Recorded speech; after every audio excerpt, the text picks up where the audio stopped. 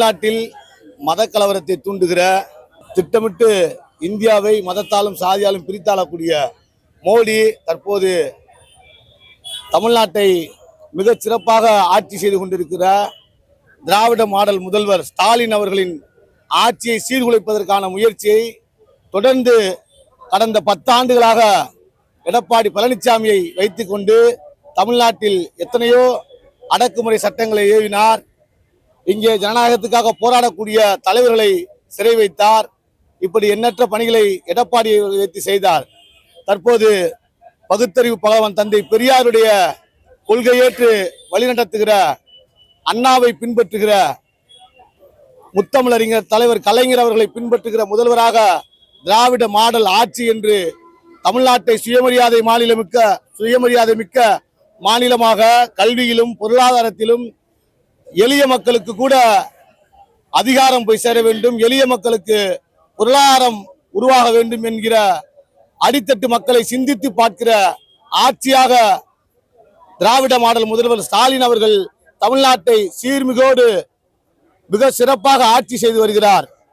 இதை கருத்தில் கொண்டு இந்தியாவில் இருக்கக்கூடிய ஒன்றிய அரசு தமிழ்நாட்டை திட்டமிட்டு வஞ்சிக்கக்கூடிய அளவிற்கு இன்றைக்கு மெட்ரோ ரயில் திட்டத்தை ரத்து செய்திருக்கிறது. குறிப்பாக தமிழ்நாட்டில் வரி விதிப்பு குறைத்து தருகிறது. இப்படி எத்தனையோ வன்மங்களான பணிகளை தமிழ்நாட்டின் மீது மோடி அரசு ஏவுகிறது. இதற்கெல்லாம் காரணம் என்னவென்று சொன்னால், மற்ற மாநிலங்களிலே மோடிக்கும் அமித்ஷாவிற்கும் பயந்து அங்கே இருக்கக்கூடிய ஆட்சியாளர்கள் ஒரு வழிக்கு வந்து விடுகிறார்கள். மோடி சொல்வதை, அமித்ஷா சொல்லுவதை, அல்லது அதானி அம்பானி கும்பல் சொல்லுகிற வேலைகளை அந்தந்த மாநில முதல்வர்கள் செய்கிறார்கள்.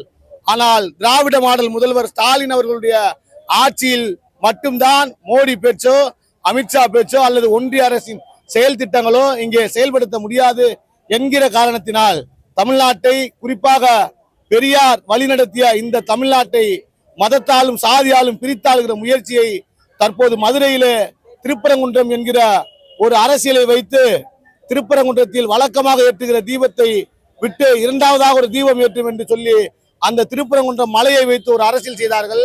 அதற்கு மதுரையை வன்முறை காடாகவும் மத கலவரத்தை தூண்டுவதற்கான முயற்சிகளை முன்னெடுத்தார்கள். அது கிட்டத்தட்ட பலிக்கவில்லை.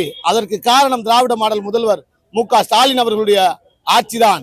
சட்ட ஒழுங்காக இருந்தாலும் சரி, மக்களை பாதுகாக்கிற திட்டங்களாக இருந்தாலும் சரி, மாநிலத்தின் முதன்மையாக தமிழ்நாடு மட்டும்தான் முன்னிலையாக இருக்கிறது என்கிற பெயர் மோடிக்கு பிடிக்கவில்லை, அமித்ஷாவிற்கு பிடிக்கவில்லை. ஏனென்றால் இங்கே பாரதிய ஜனதா கட்சிக்கு வாக்கு சதவீதம் கம்மி.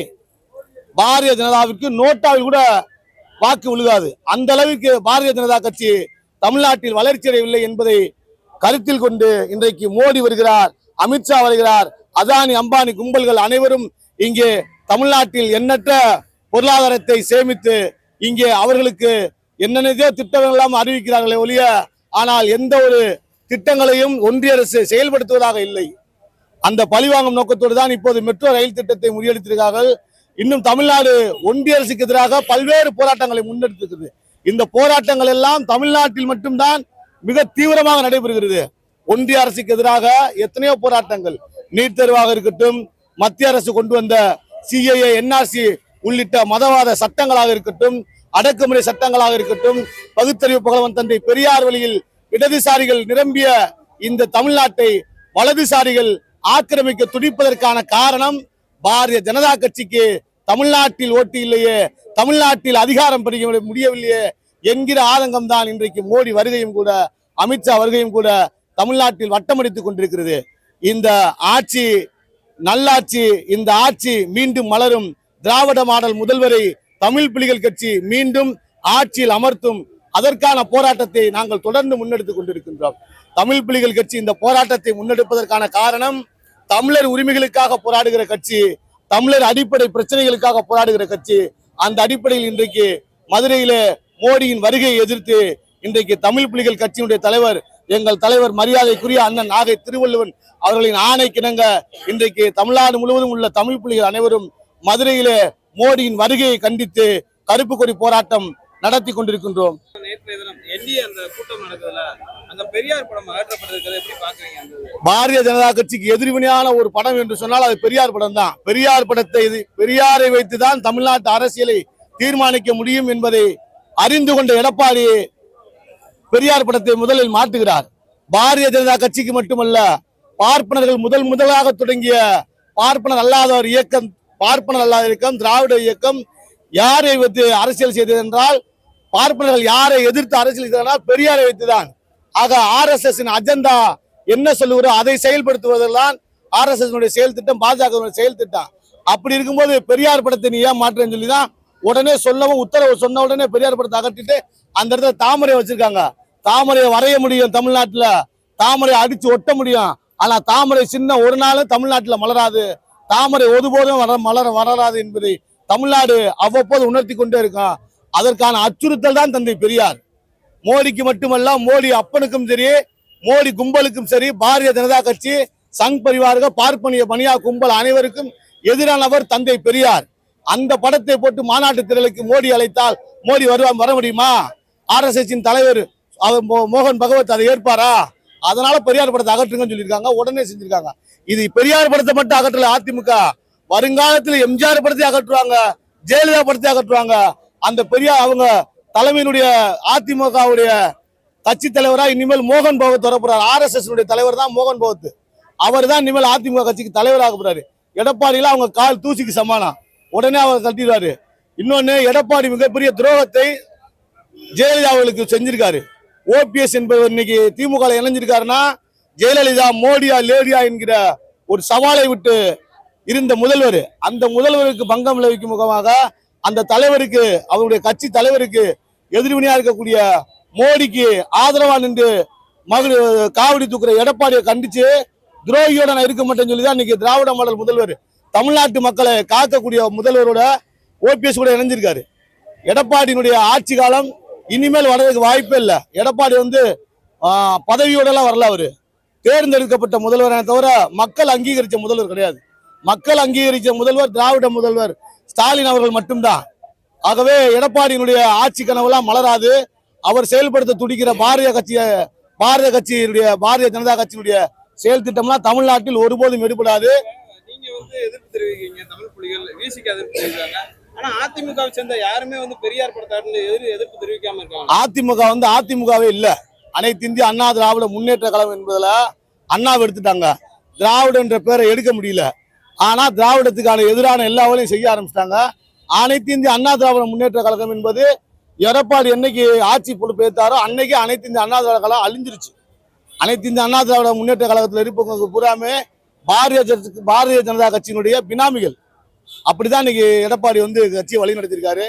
அதனாலதான் உண்மையாகவே கட்சியின் மீது அக்கறை இருக்க ஒரே காரணத்தினாலதான் எடப்பாடியை விட்டுட்டு இன்னைக்கு OPS தமிழ்நாட்டு மக்களை காப்பாற்றக்கூடிய முதல்வர் ஸ்டாலின் அவர்களுடைய ஆட்சி காலம் மலரும் வேண்டும் என்று சொல்லி ஜெயலலிதா அம்மாவுடைய மனச்சாட்சி உறுத்தலின்படிதான் இன்னைக்கு ஸ்டாலின் போய் சேர்ந்திருக்காரு. பிரதமர் மோடி அவருடைய வருகையை ஒட்டி பார்த்தோம்னா தென் மாவட்டங்கள்ல இனிமேல் அனைத்து தொகுதியில என்டிஏ கூட்டணி வெற்றி பெறக்கான வாய்ப்பு இருக்குன்னு ஒரு கருத்து வைக்கிறாங்க. எப்படி எப்படி பார்க்கலாம்? தேர்தல் அரசியல் வந்தாலே ஒரு மாயை உருவாக்குவாங்க. குறிப்பா பாத்தீங்கன்னா தென் மாவட்டத்துல இன்னைக்கு ஸ்டெர்லைட் படுகொலைக்கு காரணமே மோடி அரசு தான். தென் மாவட்டத்துல ஜாதி கலவரம் வர்றதுக்கும் மத மோதல்கள் உருவாவதற்கும் காரணமே மோடி அரசு தான், மத்திய அரசு தான், பார்ப்பனிய கட்டமைப்பு தான். ஜாதியை பாதுகாக்கிறது தான் பார்ப்பனிய கட்டமைப்பு. அந்த பார்ப்பனிய கட்டமைப்பை செயல்படுத்த துடிக்கிறது மோடி அரசு தான். அவர்களாலதான் இன்னைக்கு தென் மாவட்டத்துல ஜாதிய மோதல்கள் உருவாகுது. அவர்களாலதான் ஸ்டெர்லைட் துப்பாக்கி சூடு நடக்குது. அவர்களாலதான் இஸ்லாமியர்களுக்கும் மற்ற பிற்படுத்தப்பட்ட சமூக மக்களுக்கும் சரி, இந்து மக்களுக்கும் ஒரு ஒற்றுமையை உருவாக்குறத விரும்புகிற இந்த முதல்வருக்கு எதிராக வர்றதான் இந்த இதே தவிர மற்றபடி தென் மாவட்டத்தில் அவங்களுக்கு எந்த ஒரு ஓட் பேங்கும் கிடையாது. தென் மாவட்டத்தில் முக்கியமா சொல்ல போனா பட்டியல் சமூக மக்களாக இருந்தக்கூடிய தலைவர்கள் யாரும் பட்டியல் சமூக மக்கள் தலைவராக ஏத்துக்கக்கூடிய தலைவர்கள் தான் அங்க இருக்காங்களே தவிர பிற்படுத்தப்பட்ட சமூக மக்கள் தலைவராக ஏத்துக்கக்கூடிய தலைவர்கள்லாம் இங்க இந்தியா கூட்டணியில இருக்கு, இந்த கூட்டணியில இருக்காங்க. முதல்வர் ஸ்டாலின் அவர் பக்கம் நிக்கிறாங்க.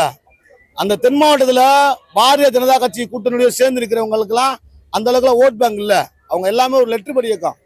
அதனால தென் மாவட்டத்துல மோடிக்கு ஆதரவா ஒரு வெற்றி உருவாகுதுன்றது ஒரு மாயை தானே தவிர அது இப்ப பல்வேறு கட்சிகள் தங்களுக்கான கூட்டணி பேச்சுவார்த்தையில் ஈடுபட்டிருக்காங்க. ஆனா தமிழ் புலிகள் வீதியில இறங்கி போராட்டம் பண்றீங்க, எப்படி பார்க்கலாம்? உங்களுக்கான சீட் சாரிங்களா கேட்கல திமுக? அதாவது தமிழ் புலிகள் கட்சி வந்து ஜனநாயகத்தோடு போராடக்கூடிய கட்சி, தமிழர் உரிமைகளுக்காக போராடக்கூடிய கட்சி. கடந்த 18 ஆண்டுகளா தமிழ் புலிகள் கட்சியினுடைய போராட்டமே ஜாதி ஒழிப்பு, தமிழர் உரிமைகளுக்காக போராடக்கூடிய கட்சி. இன்னைக்கு ஜாதி அமைப்புகளை தூண்டுகிற கட்சியா தான் இன்னைக்கு பாரதிய ஜனதா கட்சி இன்னைக்கு எல்லா ஜாதி அமைப்புகளையும் ஒருங்கிணைச்சு ஒரு கூட்டணி அமைச்சிருக்காங்க. தமிழ் புலிகள் கட்சி ஜனநாயக தோழமையோட இடதுசாரிகளான தமிழ் புலிகள் கட்சி வலதுசாரிகளுக்கு எதிரான ஒரு போராட்ட களத்தில் இருப்போமே தவிர திராவிட மாடல் முதல்வர் ஆட்சிக்கு எப்போதும் ஒருபொழுதும் எதிராக இருக்க மாட்டாங்க.